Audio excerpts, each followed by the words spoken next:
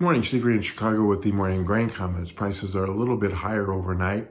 We do have soybean oil lower, and we noted that in Asia, most markets are lower, led by the palm oil market. Palm oil has lost about $75 a ton in the last 6 days due to concern about high prices slowing the demand in India and China. As far as the markets are concerned, we still think markets are going to trend higher. This week, the USDA announced that combined U.S. corn, soybean, and wheat exports are going to be a record 152 million tons.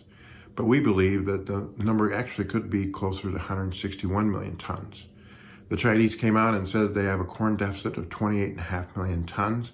And some people think that the imports of all origin will be somewhere between 22 and 25 million tons versus the USDA's 17.5. We also note that NOPA soybean crush for December could be a record 182 million bushels. So we're not stopping export demand, we're not stopping crush demand at these prices. Some people think that we need to trade over $15 in the nearby beans to try to slow demand.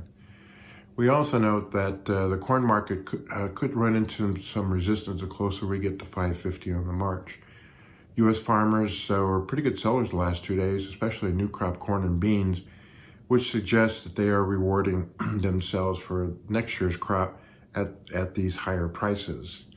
But we do think that all in all, the corn and soybean carryout will be below the USDA's numbers of 1552 and 140, and that we need to move prices higher to ration demand.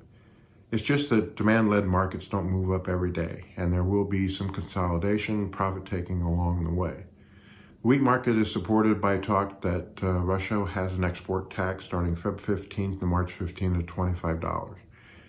From March 15th to June 30th, it'll be raised to $45. And there's no export tax right now, new crop. But the question is, will that slow the demand for Russian exports? Will that actually drop domestic prices, which is the desire of this policy? And will the farmer in Russia sell grain and absorb the taxes? So that's a big question mark, and probably could allow wheat prices in Chicago to trade over $7 in the nearby. We did note yesterday that Minneapolis traded over KC, and that KC is narrowing the gap between Chicago. And I think KC should continue to narrow the gap versus Chicago.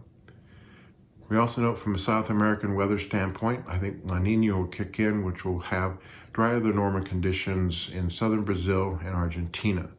We also note that soils in Brazil and central Brazil are drier than normal. So that's why we kind of agree with these lower crop numbers, lower export numbers out of South America, higher export numbers here, lower carryouts, and higher prices. Outside markets, still watching to see what happens in Washington. We'll be watching headlines on the vaccine versus the virus, any stimulus package talk, any infrastructure package talk, and any talk about increased taxes. So all these will keep the markets extremely volatile. Some people think in their grains the easy money's behind us and that there'll be vacuums up and down. Demand markets don't go up every day, but I do think prices trend higher. As always, these are my thoughts and not those of ADM Investor Services. Have a safe and profitable trading day, and remember, always treat people like you yourself would like to be treated.